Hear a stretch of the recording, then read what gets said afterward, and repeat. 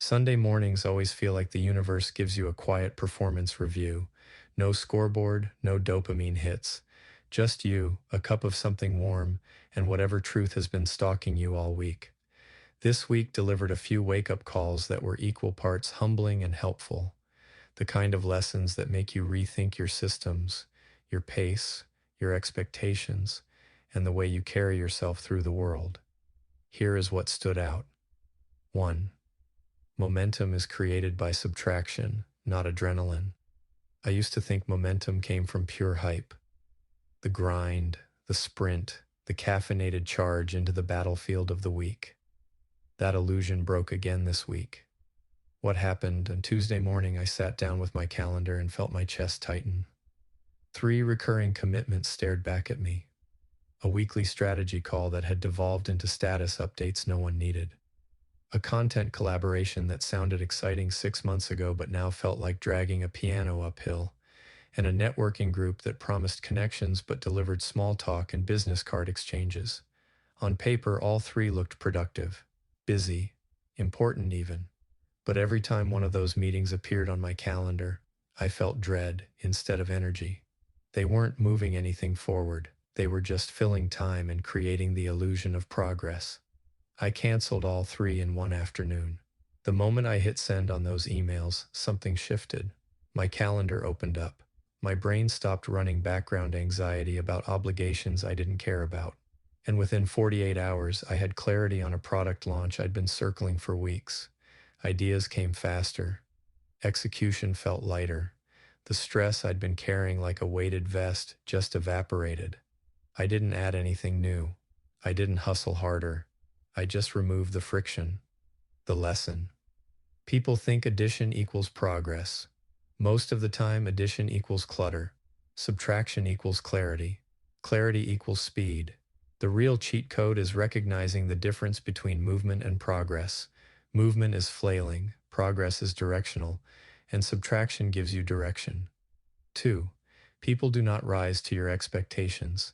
They rise to their own standards. This one hit like a hammer. I had someone underperform this week. My instinct was annoyance. Why aren't they stepping up? Why aren't they matching the pace? What happened? I brought someone onto a project 2 months ago. Smart, capable, said all the right things in the interview. But week after week, the work came in late, half finished, or requiring so much revision that I might as well have done it myself. I kept thinking, they'll get it. They just need more time, more feedback, more clarity from me. So I gave them more detailed instructions, more check-ins, more encouragement. And still, nothing changed. Thursday, I had a conversation with a mentor who asked me a simple question. Are you trying to coach standards into someone, or did you hire someone who already has them? That landed hard. I realized I'd been operating under a fantasy. I thought my expectations, my energy, my belief in their potential would somehow elevate their performance. But that's not how people work. People rise to the level of their own internal standards, not your fantasies about what they could become. This person didn't see excellence as a baseline. They saw good enough as the finish line. And no amount of coaching, feedback, or cheerleading was going to change that. It's not a skill gap, it's a standards gap. And you can't coach that. The lesson: if you want excellence, hire people with excellence baked into their DNA. If you want reliability, partner with people who see reliability as a personal identity. You cannot coach standards into someone. You can only select for them. Leadership becomes a lot simpler when you stop trying to drag people uphill. 3. Simplicity beats cleverness in every important decision. Cleverness feels good. Simplicity wins. What happened? I reviewed a strategic plan this week for a potential partnership. The deck was 47 slides, beautiful design, lots of frameworks, fancy terminology, multi-phase rollouts, contingency plans for contingencies. I got to slide 12 and realized I had no idea what the actual plan was. So I went back to the beginning and started highlighting the sections that were clear, boring, and obvious. We're going to do X. It will cost Y. We expect Z result. Those sections carried weight. They had substance. I could poke them, and they held up. Then I looked at the fancy parts, the complex multi-step processes, the clever positioning strategies, the intricate go-to-market timelines. Every single one of them had a weaker foundation. The moment I asked, but how does this actually work? The whole thing started to wobble. Complexity wasn't adding value, it was hiding gaps. I've done this myself. I've built complicated strategies because they made me feel smart, because I wanted to impress people, because simple felt too easy, too obvious, too boring. But the market doesn't reward complexity. Execution doesn't reward complexity. Teams don't reward complexity. If you can't explain the idea at the pace of a bar conversation, it has too many moving parts. The lesson: complexity is often insecurity wearing a suit. We create complicated ideas to look impressive or feel smart, but the market rewards clarity. Execution rewards clarity. Teams reward clarity. Simple scales, complex fails. 4. When you hesitate, you already know the answer. There was one decision I kept tabling. Every time I revisited it, it came wrapped in friction. That is always a sign. What happened? For 3 weeks, I kept putting off a decision about a business relationship that wasn't working. Every time it came up on my task list, I'd push it to the next day, then the next week, then after the holidays. I told myself I needed more information, more time to think, more data to make the right call, but that was bullshit. I had all the information I needed. I just didn't want to deal with the discomfort of the decision. The relationship was draining energy, creating friction, and delivering minimal value.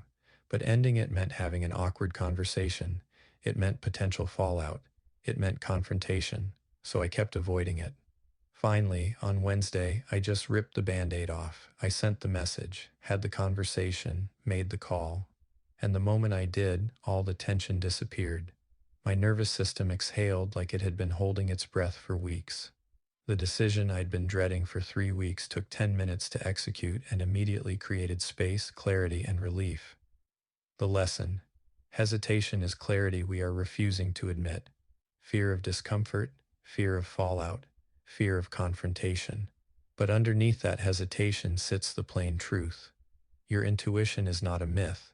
It is your subconscious handing you the solution before your conscious mind finishes its coffee.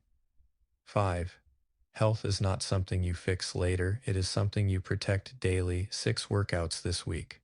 More steps, cleaner food, better sleep. My body finally feels like a co-founder instead of a hostage. What happened? I'm 79 days out. 79 days since I walked out of a place where I couldn't control what I ate, when I moved, or how I trained my body. 7.5 months of institutional food with barely enough protein to maintain muscle. 7.5 months of pacing a cell instead of hitting 1,000 steps. 7.5 months of watching my fitness disappear while I counted down the days. When I got out, I thought I'd just flip a switch and get back to where I was. That's not how bodies work.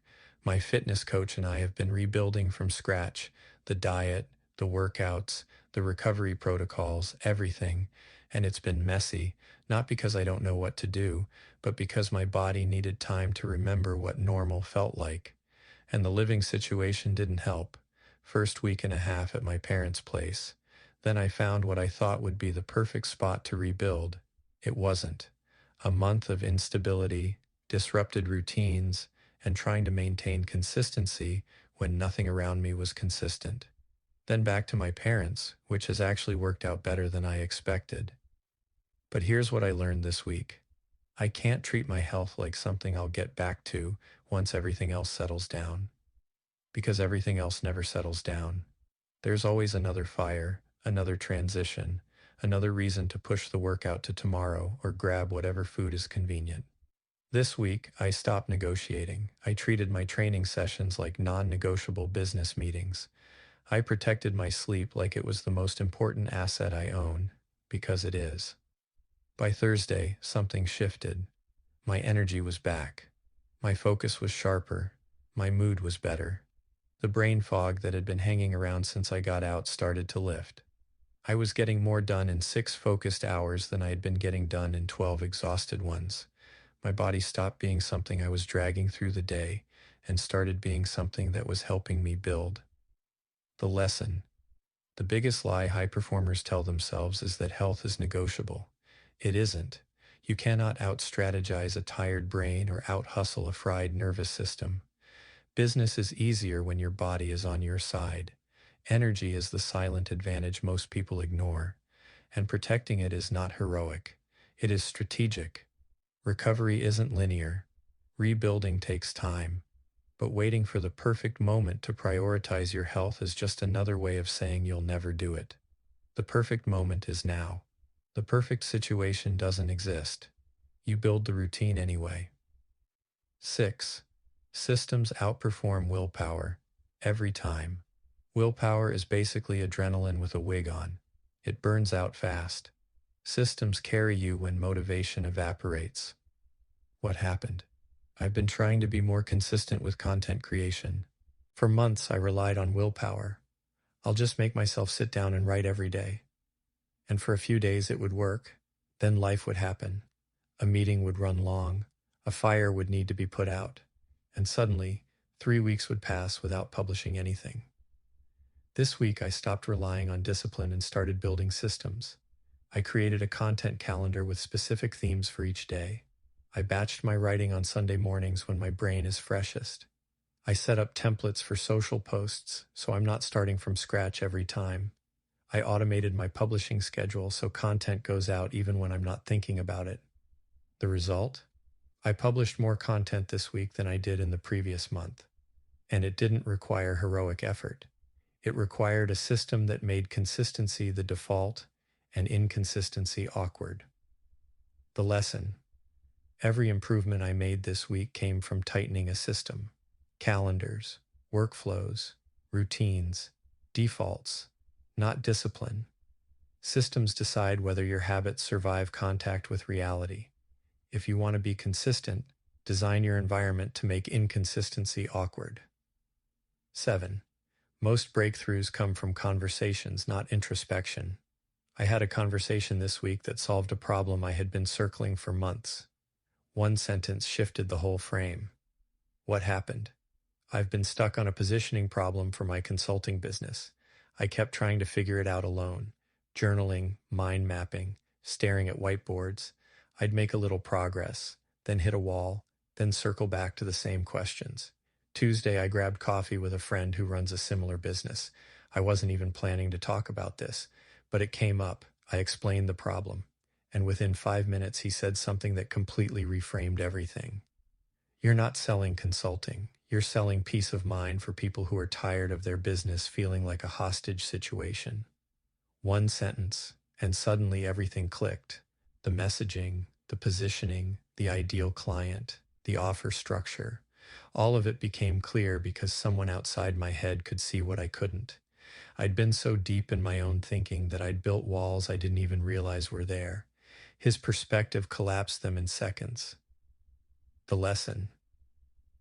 We romanticize self-reflection as the source of all wisdom, but sometimes the breakthrough is in the friction between two minds. Someone else's perspective can collapse walls you didn't even realize you built. If your thinking feels stale, get around people who challenge your conclusions. 8. You cannot be everything for everyone, but you can be excellent for a few. There is a massive difference between being widely liked and meaningfully valued. What happened? I got feedback this week from 2 different people. One person loved my content, said it was exactly what they needed, that it helped them make a major decision in their business. The other person said my content was too intense and not for them. Old me would have tried to adjust, soften the edges, make it more palatable, try to appeal to both. New me realized that's a trap. The person who found my content too intense isn't my person, and that's fine. I'm not trying to be everything for everyone. I'm trying to be legendary for the people who need what I have to offer, the ones who are tired of surface-level advice and want the truth, even when it's uncomfortable. Trying to be everything for everyone makes you bland. Trying to please everyone makes you forgettable. Excellence is selective. Depth beats breadth. Impact beats approval. The lesson: be legendary for the right people, invisible to the wrong ones. Final thought growth whispers. It rarely screams.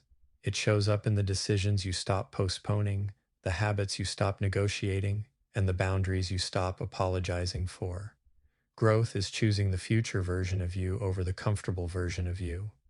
Each Sunday, you get one simple question to close the week. Did I get better or did I get busier? Progress over perfection. Grace over guilt, always.